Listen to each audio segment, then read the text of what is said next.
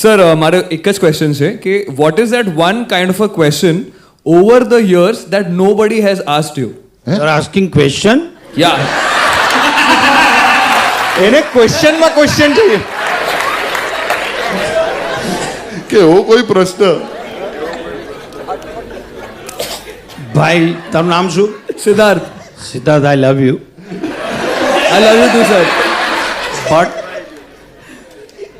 But તું મને please પ્રશ્ન પૂછ. આ સિદ્ધાર્થ કદાચ છે ને આખામાં ખાલી શ જ બોલી શકતો છે. Okay, okay.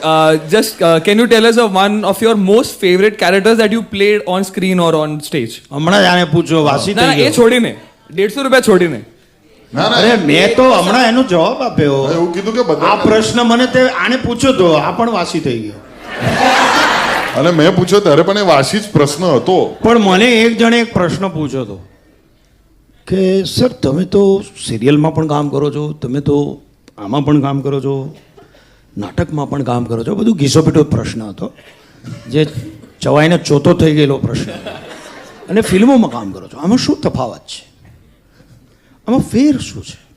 એટલે મેં એને કીધું કે બેટા જો, થિયેટર છે ને, રંગમંચ એ આત્મા અને પરમાત્માનું મિલન છે. સિરિયલની એક્ટિંગ એટલે શું?